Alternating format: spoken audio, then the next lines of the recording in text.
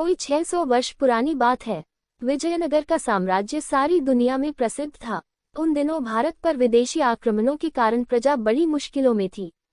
हर जगह लोगों के दिलों में दुख, चिंता और गहरी उधेड़ बुन थी। पर विजयनगर के प्रतापी राजा कृष्णदेव राय की कुशल शासन व्यवस्था, न्यायप्रियता और प्रजावत्सलता के कारण वहां प्रजा बहुत खुश थी। राजा कृष्णदेव राय ने प्रजा में मेहनत और सद्गुणों के साथ साथ अपनी संस्कृति के लिए स्वाभिमान का भाव पैदा कर दिया था, इसलिए विजयनगर की ओर देखने की हिम्मत किसी विदेशी आक्रांता की नहीं थी। विदेशी आक्रमणों की आंधी के आगे विजयनगर एक मजबूत चट्टान की तरह खड़ा था। साथ ही वहां लोग साहित्य और कलाओं से प्रेम करने। उन्हीं दिनों की बात है, विजयनगर के तेनाली गांव में एक बड़ा बुद्धिमान और प्रतिभा संपन्न किशोर था। उसका नाम था रामलिंगम। वह बहुत हंसोड़ और हाजिर-ए-जवाब था। उसकी हास्यपूर्ण बातें और मजाक तेनाली गांव के लोगों को खूब आनंदित करते थे। रामलिंगम खुद ज्यादा हंसता नहीं था, पर धीरे से कोई ऐसी चतुराई की बात कहता कि सुनने वाले हंसते हंसते लोटपोट हो जाते। उसकी बातों में छिपा हुआ व्यंग्य और बड़ी सूझबूझ होती, इसलिए वह जिसका मजाक उड़ाता वह शख्स भी द्वेष भूलकर औरों के साथ खिलखिलाकर हंसने लगता था। यहाँ तक कि अक्सर राह चलते लोग भी रामलिंगम की कोई चतुराई की बात सुनकर हंसते हंसते लोटपोट हो जाते। अब तो गांव के लोग कहने लगे थे, बड़ा अद्भुत है यह बालक।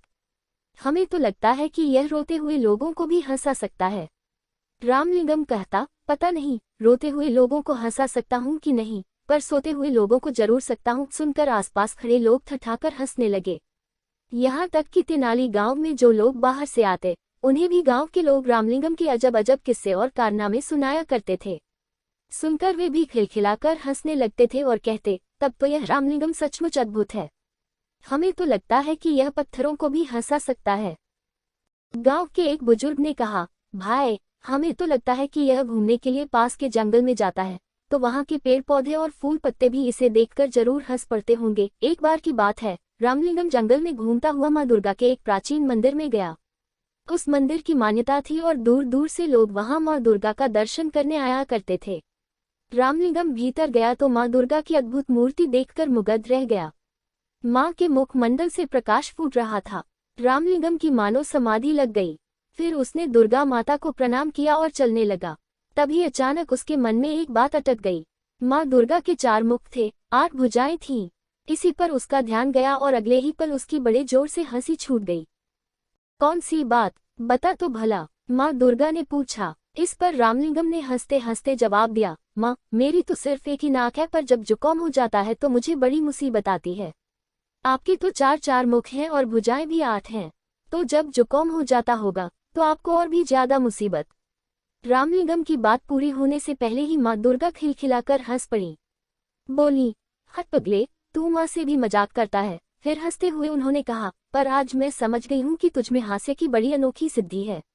अपनी इसी सूझबूझ और हास्य के बल पर तू नाम कमाएगा और बड़े बड़े काम करेगा। पर एक बात याद रख, अपनी इस हास्य वृत्ति का किसी को दुख देने के लिए प्रयोग मत करना। सबको हंसाना और दूसरों की भलाई के काम करना। जा, तू राजा कृष्णदेव राय के दरबार में जा, वही तेरी प्रतिभा का पूरा सम्मान करेंगे। उस दिन रामलिंगम दुर्गा माँ के प्राचीन मंदिर से लौटा तो उसका मन बड़ा हल्का फुल्का था। लौटकर उसने माँ को यह अनोखा प्रसंग बताया। सुनकर माँ चकित रह गईं, और फिर होते होते पूरे तेनाली गांव में यह बात फैल गई कि रामलिंगम को दुर्गा माँ ने बड़ा अद्भुत वरदान दिया है। यह बड़ा नाम कमाएगा और बड़े बड़े काम करेगा। उसके साथ ही साथ तेनाली गांव का नाम भी ऊंचा होगा।